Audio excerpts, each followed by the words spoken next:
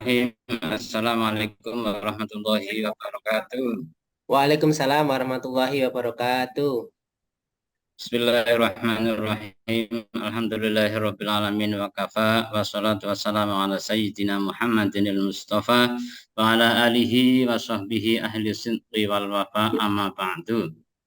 Anak-anakku yang saya cintai dan saya banggakan, alhamdulillah wa syukurillah, pada kesempatan pagi hari ini kita bersama-sama bisa hadir dalam acara biasa yaitu Tholabul Ilmi. Mudah-mudahan kegiatan kita mendapat ridho dari Allah Subhanahu wa taala. Amin Allahumma Amin. amin. Sebelum pembelajaran kita mulai akan saya absen, barangkali ada yang tidak hadir. Pertama, Mbak Siti Asia. Hadiro? Baru ke Siti belakang Asia. Ustadz. Baru ke belakang, Waduh. Tadi hadir Ya, baru ke belakang. ya, Mbak Rina. Rina. Hadiro. Ya, Mas Nurul Aini. Hadir, Bapak. Ya, Mas Saiful Bahri. Tadi juga keluar sebentar, Bapak. Katanya mau mengambil Waduh, buku. ya. Nggih. Ya, mudah-mudahan bisa nusul nanti. Alhamdulillah. Semuanya kelihatan cerah semua. Alhamdulillah. Ya. Apa sudah makan tadi? Setelah Sudah makan ya, sudah alhamdulillah. sarapan, Cerah. Bapak. Sudah sarapan, Sudah alhamdulillah. sarapan. Iya, iya, Nggih. iya. Eh, Kelas sudah kelihatan bersih, bagus. Saya senang kepada kalian semua, sebab kalian adalah pilihan Pak Guru. Sudah saya seleksi sedemikian rupa, akhirnya kalian dari segi baca Quran, saya nilai A, sudah semuanya. Jadi Alhamdulillah. kalian adalah pilihan saya. Jadi Nggih. pilihan Pak Guru, ya anak-anak, semangat. Alhamdulillah. Terima Ya, kasih, semangat. Bapak. Dari itulah walaupun nanti Pak Guru tidak detail banget, mantan ngebut, tapi kalian orang anak-anak yang cerdas, insya Allah bisa diterima ajaran Pak Guru. Allahumma amin. Amin. Anak-anakku yang saya saya cintai, pada kesempatan pagi hari ini kami akan mempelajari tentang fungsi hadis. Tentang fungsi apa Pak, Mas? Fungsi hadis. Kalian telah belajar dari MI dan sekarang sudah duduk di tingkat sanawiyah. Tentu sudah kenal apakah itu Al-Quran, definisi Al-Quran, kedua definisi Al-Hadis. Akan saya coba, Mas Nur Aini, coba terangkan definisi hadis itu apa. Nah, silakan Pak Mas Nur. Mohon maaf, izin menjawab, Bapak. Hadis Silakan. yaitu segala perilaku, tingkah laku, baik itu perkataan, perbuatan, atau takrir beliau Rasulullah Shallallahu Alaihi Wasallam yang menjadi sandaran hukum kedua bagi umat Islam, Bapak. Terima kasih. Sudah saya sampaikan pada kalian adalah anak-anak pilihan saya. Jadi ya langsung tek tek tek tek gitu ya. Yang kedua Mbak Siti Asia. Tadi Mas Nur menyebutkan takrir. Hadis takriri. Hadis apa itu ya Mbak? Kira-kira nih? Coba bisa jawab. Mbak Siti Asia belum masuk. Bapak masih mengambil buku tadi, nggih. Mas baru izin ke belakang Mbak, sebentar. yang ada Mbak siapa ini? Saya lupa, udah 2 minggu nggak masuk. Ini Mbak siapa, Pak? Pak, kemarin sakit lama, Pak, jadi baru masuk. Ya, lada celong. Silakan Mbak. Tadi Mas Nur Aini nyebutkan takriri. Apa kira-kira ya? Keputusan apa sanes nih, Pak? Pangapunten, Ya. kemarin tidak masuk. Seadanya saja, silakan. Keputusan bagaimana? Keputusan yang diambil oleh Rasulullah Shallallahu Alaihi Wasallam, tapi selain dari perkataan dan perbuatan beliau. Pangapunten, Pak. Pak Guru sambung ya. Suatu saat Rasulullah SAW berkunjung dengan Panglima Besar Mas Khalid bin Walid. berkunjung ke bibi beliau. Di sana disuguh semacam daging dhab. Rasul tidak memerintahkan, tidak melarang. Tiba-tiba Mas Khalid bin Walid remol makan. Rasul tidak menyuruh, tidak melarang. Berarti diamnya Rasul itu berarti apa? Takrir ketetapan Rasulullah SAW. Diamnya Rasul berarti bertanda boleh daging tersebut boleh dimakan oleh Mas Khalid bin Walid. Terima kasih anak-anakku yang saya cintai. Pada kesempatan sore hari ini, pagi hari ini, lupa Pak Guru. Pagi hari ini Pak Guru akan menerangkan fungsi hadis. Hadis Al-Quran adalah kalam Allah, kalau hadis adalah kalam Rasulullah Shallallahu Alaihi Wasallam. Nah, sebagai sumber dari sumber agama Islam, Quran dan hadis ada gotong royongnya istilahnya, saling melengkapi. Karena kalau Al-Quran saja belum tentu manusia itu paham, maka dari itu dipahamkan oleh hadis atau dipahamkan oleh Rasulullah Shallallahu Alaihi Wasallam. Coba anak-anak disimak fungsi hadis terhadap Al-Quran. Satu, menjelaskan ayat-ayat Al-Quran yang bersifat umum. Yang kedua, memperkuat hukum-hukum yang sudah ada dalam Al-Quran. Yang ketiga, menetapkan hukum-hukum baru yang belum terdapat dalam Al-Quran. Itulah fungsi hadis terhadap Al-Quran dan akan Pak Guru terangkan secara perinci. Satu, menjelaskan ayat-ayat Al-Quran yang bersifat umum. Contoh, perintah melaksanakan sholat. Coba umpama Mas Nur Aini seorang yang belum pernah sholat, terus diperintah oleh Al-Quran, aqimis sholat. Pak Nur, dirikanlah sholat. Tidak ada yang memandu, tidak ada yang menunjukkan sholat itu apa ya, gitu. Itu berarti ayat masih umum, sehingga perlu penjelasan. Perintah sholat dalam Al-Quran masih bersifat umum, maka dari itu diperjelas dengan hadis Nabi Muhammad Shallallahu Alaihi Wasallam yang berbunyi Shollu kama ra'aitumuni usolli. Pak Mas Nurholis sudah pernah lah ya Pak Guru menyampaikan ini, jadi insya Allah bisa menerjemah. Silakan Pak Nur, Mas Nur terjemah. Shollu kama ra'aitumuni usolli. Silakan Mas Nur. Sholatlah kalian semua seperti atau sebagaimana kalian melihat saya sedang melaksanakan sholat, Bapak. Seperti itu. Ya, seingat saya. Ya. Terus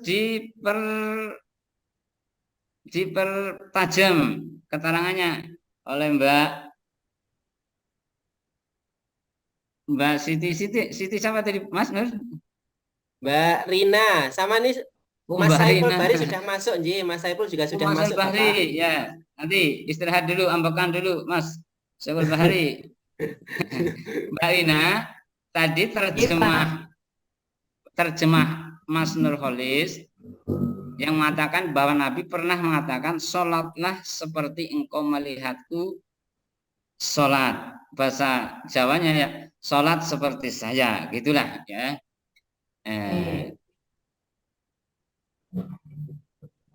Maksudnya bagaimana, Mbak? Mbak, silakan ditambahi keterangan. Ya, silakan. Pangapunten nggih Pak kalau salah. Jadi di dalam Al-Quran itu Allah hanya menerangkan perintah untuk melaksanakan sholat. Tapi di dalam Al-Quran tidak ada penjelasan secara detail bagaimana tata cara sholat itu. Kemudian dalam hadis diuraikan tadi, shollu kama ra'aitumuni usolli, bahwa Kalau ingin kalian melihat bagaimana tata cara sholat, maka dengan mencontoh Rasulullah Shallallahu Alaihi Wasallam. Pangapunten, Pak. Oke. Terima kasih, Mbak. Jadi Pak Guru tambahi ya, umpama tadi bertahap dari Mas Nur dikasih Al-Quran, aqimis sholat, dirikanlah sholat, masih bingung. Terus Nabi sholat ikut saya di belakang sini. Rasul berdiri baca Fatihah, ya ikuti. Ruku, pegang lutut, ya ikut. Sujud, mencium keramik, ya ikut. Itulah apa? Shollu kama ra'aitumuni usolli. Sholatlah seperti saya. Berarti al-hadis menjelaskan ayat-ayat Al-Quran yang bersifat umum. Paham ya anak-anak? Nggih, Pak. Iya, Pak. Insyaallah paham. Yang kedua, fungsi hadis memperkuat hukum-hukum yang sudah ada dalam Al-Quran. Jadi hadis itu memperkuat apa yang ada dalam Al-Quran. Contoh seperti saya sampaikan kepada anak-anak, ada anak batuk di kelas, terus Bu Rina matur, jangan kebanyakan es ya. Terus pulang batuk lagi. Akhirnya ibu mengatakan jangan jajan es terus, nanti kamu batuk terus. Berarti antara Bu Guru Rina dan ibu di rumah itu sama-sama memperkuat, menyuruh jangan apa Bu tadi? Jangan minum es, selalu minum es. Nah, ya, berarti kedua orang tersebut antara ibu dan orang tua memperkuat. Begitu juga Al-Quran mengatakan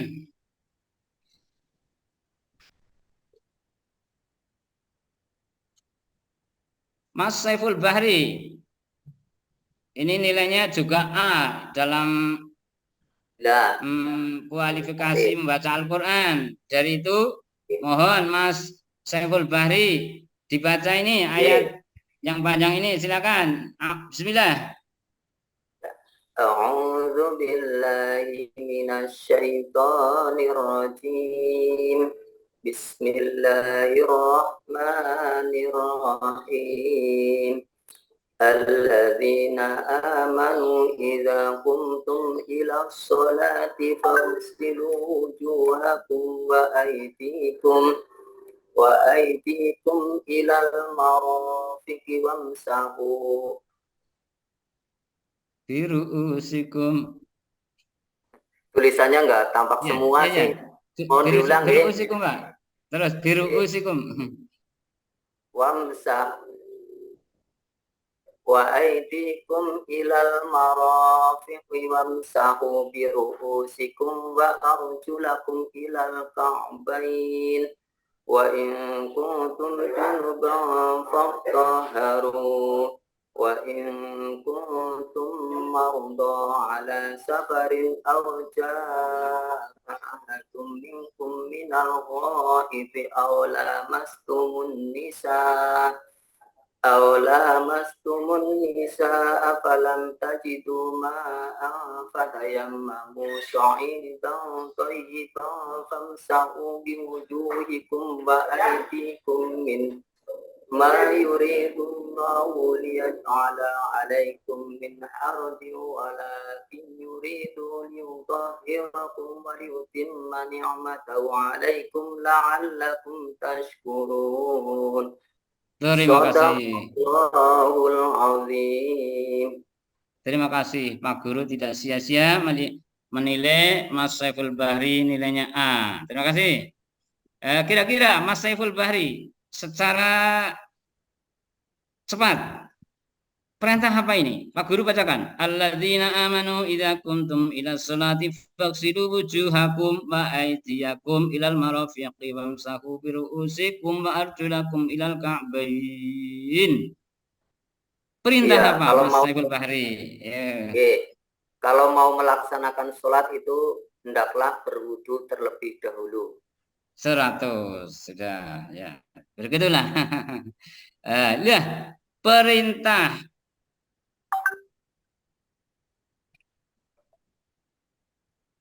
perintah wudhu ketika mau sholat itu Al-Quran. Didukung oleh hadis Rasulullah. Bismillahirrahmanirrahim. Tolong Mas, ini hadis. Kurang jelas Bapak. Bentar. Ya, silakan. Nggih. Dibaca, Pak. An Abi Hurairah radhiyallahu anhu qala Rasulullah sallallahu alaihi wasallam la yaqbalullahu salata ahadikum idza ahdatsa hatta yatawaddoa. Artinya maaf Pak Nur. Nggih. Sebelah Mas Nur ini Pak Guru tahu kalian adalah santri di situ ya. Pak Guru kepengen banget dengar diartikan bahasa Jawa. Pak Nur. Bahasa Jawa. Layak balu. Ya, layak balu. Layak balu. Boten badhe dipun tampi salatipun piantun ingkang berhadas saderengipun wudu, Bapak. Terima kasih, bagus sekali bahasa Jawanya. Saya tahu Pak Mas Nur orang Solo jadi halus. Terima kasih. Anak-anakku sekalian, saya sampaikan oleh Mas Saiful Bahri bahwa Allah Subhanahu wa taala memerintahkan sebelum sholat itu harus berwudu. Dikuatkan oleh hadis tidak sah sholatnya seseorang yang hadas sehingga orang tersebut berwudu. Jadi antara Allah dan Rasulullah sama-sama memerintahkan kita sebelum sholat harus berwudu. Itulah ayat hadis berfungsi memperkokoh ayat-ayat Al-Qur'an, hukum-hukum yang terdapat dalam Al-Qur'an. Ya, terima kasih. Lanjut. Fungsi hadis menetapkan hukum-hukum baru yang belum terdapat di dalam Al-Qur'an. Artinya kapanpun, dimanapun kalian mencari hukum ini tidak ada di dalam Al-Quran. Dari itulah adanya di Al-Hadis. Maka Al-Hadis berfungsi menetapkan hukum-hukum baru yang belum terdapat dalam Al-Quran. Contohnya, larangan memakai kain sutra dan perhiasan bagi laki-laki. Mas Saiful Bahri, Mas Saiful? Halo Mas Saiful? Ya, hadir. Walaupun panjenengan sugih, kaya apa-apa, uangnya banyak, tetap tidak boleh memakai perhiasan. Apa Mas Saiful? Perhiasan. Emas dan sutra. Dalilnya apa Mas Saiful? Carikan.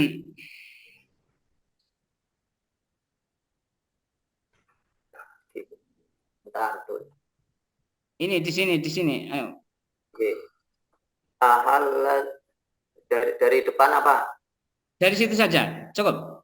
Ahallal dhahabu. Oke. Ahallal dhahabu wal hariru li inasi ummati wa hurrima 'ala dzukuriha. Artinya dari situ Dok, dihalalkan emas dan sutra bagi perempuan-perempuan umatku dan diharamkan atas laki-laki kedua hal tersebut. Itu artinya. Iya. Jadi yang berhak memakai hanya Mbak Asyah dan Mbak Rina, ya Bu, ya Mas, Mbak, nggih. Walaupun Mas Saiful Bahri duitnya banyak, dilarang Mas Saiful. Gandengan dengan emas dan sutra tidak boleh. Untuk istrinya boleh, Pak. Wah, itu namanya istri sekate liinasi ummati, untuk perempuan-perempuan umatku saja, termasuk istri panjenengan besok kalau sudah beristri. Baru kelas 3 SMP kok udah bersih Pak Mas Saiful ini. Iya, Pak. Kita Pak baru Guru kelas 3 sudah tahu SMP. itu sudah Ngemben, Pak. Sudah Ngemben tahu. kalau sudah menikah. Oh, iya. Tapi Pak Guru sudah tahu tendengannya Mas Saiful, sudah tahu itu.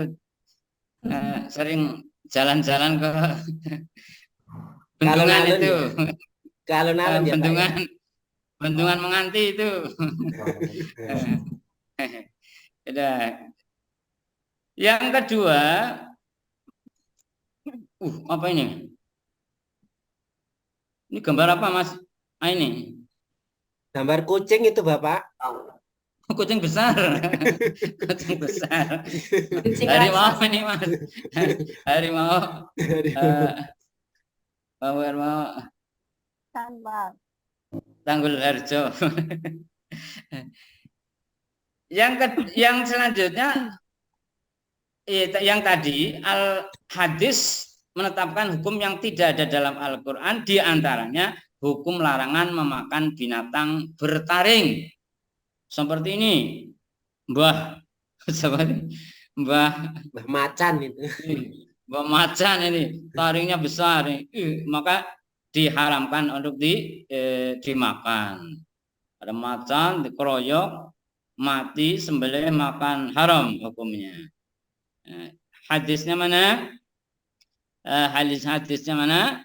Bu Siti Asia. Tolong Bu. Tolong bacakan hadis yang mengatakan bahwa ini Mbah Macan adalah hukumnya haram. Ini Bu, dari sini Bu. Dari sini boleh. Mana? Dari Naha Rasulullah. Nah, Rasulullah sallallahu alaihi wasallam. Ya. Man kuli binatin min sibangin. Apa ini Pak? Ketutupan. Wangan. Ayo Bu, ikuti Bu. Wangan kuli di mihlabin minat bayri. Artinya Bu. Minat bayri. Rasulullah melarang. Artinya Rasulullah melarang memakan setiap binatang buas yang bertaring dan setiap jenis burung yang mempunyai cakar untuk mencengkram. Nah, fungsi hadis adalah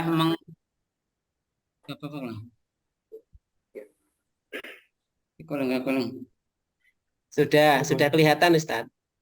Ya. Mengkaling apa? Goib. Nah, ya. Dah. Terima kasih. Saya terangkan lagi. Terakhir, fungsi hadis adalah mengkhususkan ayat-ayat yang bersifat umum. Contohnya perintah tentang sholat Jumat. Perintah sholat Jumat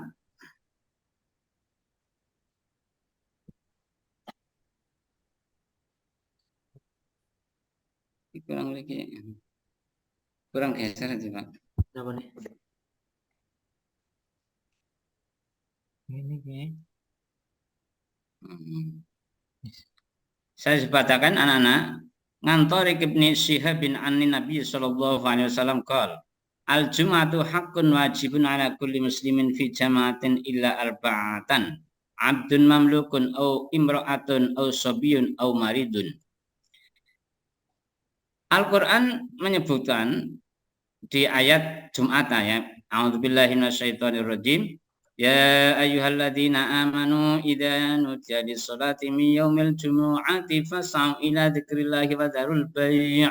Dzalikum khairul lakum in kuntum ta'lamun. Al-ayah. Intinya Allah memerintahkan orang-orang ketika ada adzan Jumat disuruh supaya bergegas menuju masjid. Wadarul baik, tinggalkanlah jual beli. Dikira oleh masyarakat muslim Allah mementingkan semua yang namanya manusia muslim harus pergi ke sholat Jumat, termasuk ibu-ibu, anak-anak. Apakah betul begitu keterangan ayat Jumat menyuruh semua orang wajib sholat Jumat? Ternyata ada hadis Al-jum'atu haqqun wajibun ala kulli muslimin fi jamaatin illa arba'atan. Salat Jumat itu wajib bagi setiap muslim dengan berjamaah kecuali, nah ini, kecuali 4 golongan, yaitu abdun mamlukun, hamba sahaya, kedua imro'atun, wanita, ketiga sobiyun, anak-anak, au maridun, atau orang yang sakit. Keempat orang yang sakit ini Mbak Siti Asyah, Mbak Rina, ini termasuk orang yang tidak wajib Jumatan karena ada hadis ini. Al-Quran memerintahkan orang suruh Jumat, tapi hadis memerintahkan ada 4 orang yang tidak wajib Jumat. Maka hadis berfungsi, Mas Nur, silakan disambung Pak Guru. Hadis berfungsi menetapkan, mengkhususkan ayat yang bersifat umum. Terima kasih. Demikian yang Pak Guru sampaikan. Mudah-mudahan pagi hari ini kalian mendapatkan ilmu yang bermanfaat. Mohon LKPD lembar kerja kalian ditulis soal dari Pak Guru. 1. Sebutkan 10 jenis binatang yang bertaring yang diharapkan dimakan. Sudah, itu saja. Kalian cari di hutan-hutan atau kalau dia di kebun binatang silakan. Mas Nur besok pelesir bawa kertas itu. Catat semua yang bertaring itu, jangan, itu yang berarti yang tidak boleh dimakan. Begitu ya Bu. Ibu, terima kasih. Terima kasih. Kita berdoa bersama-sama. Terakhir, mudah-mudahan Pak Guru diberi kesehatan, diberi ilmu yang bermanfaat. Kalian saya doakan akan menjadi anak yang soleh, solehah. Amin ya rabbal alamin. Amin. Kita akhiri dengan bacaan alhamdulillah dan doa penutup majelis. Alhamdulillahirabbil alamin. Subhanallah Allahumma wa bihamdika asyhadu an la ilaha illa anta astaghfiruka wa atubu ilaik. Wassalamualaikum warahmatullahi wabarakatuh. Waalaikumsalam warahmatullahi wabarakatuh. Baik, setelah ini Pak Saiful Bahri nggih. Oke. Saya matikan dulu ini rekamannya, saya matikan dulu.